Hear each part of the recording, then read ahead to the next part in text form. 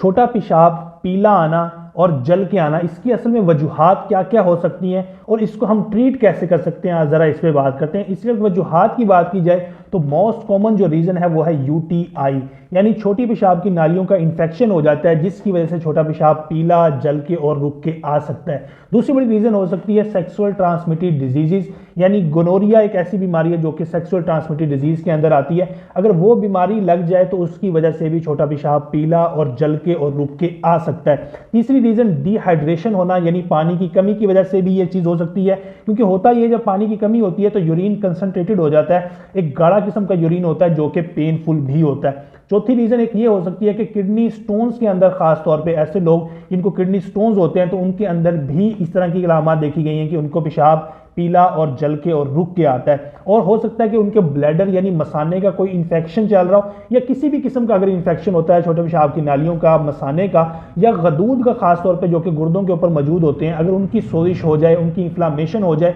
तब भी छोटे पेशाब के अंदर तकलीफ आ सकती है। अब इसको ट्रीट कैसे किया जाए? सबसे पहले तो आपने ये ख्याल रखना है कि अपनी हाइड्रेशन को बेहतर करना है ताकि यूरिन जो कंसंट्रेटेड था, गाढ़ा यूरिन था, वो एक फ्लो के अंदर आए, और अगर इस तरह की डिहाइड्रेशन की वजह से वो चीज़ इशू आ रहा है वो चीज़ ठीक हो जाए।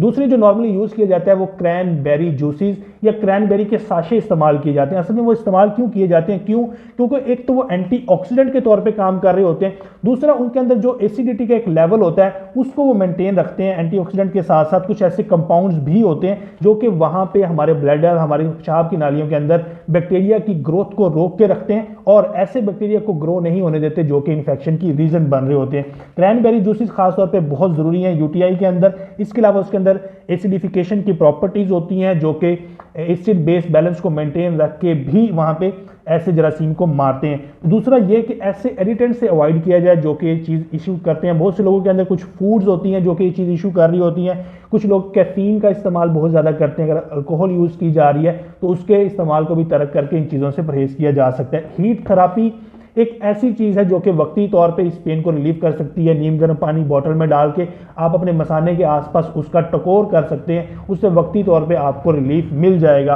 और दूसरा, आप प्रोबायोटिक्स चीज़ें यानी योगर्ट वगैरह का इस्तेमाल कर सकते हैं, क्योंकि योगर्ट के अंदर हेल्दी बैक्टीरिया होते हैं जो कि अंदर जाके उन जरासीम को मारते हैं जो कि हमारी बॉडी को नुकसान दे रहे होते हैं। तो ये कुछ ऐसी चीज़ें हैं जो कि चीज़ों को इंप्रूव कर सकती हैं। अगर इसके बावजूद भी चीज़ें इंप्रूव ना हो रही हो तो कोशिश करें कि अपने करीबी कंसल्टेंट डॉक्टर से रजू करें ताकि आपकी मजीद बीमारियों से मुतल्लिक आपके अल्ट्रासाउंड और बाकी रिपोर्टिंग की तरफ जाया जाए। मजीद ऐसी वीडियोज़ के लिए मेरे पेज को फॉलो कीजिएगा। शुक्रिया, अल्लाह हाफिज़।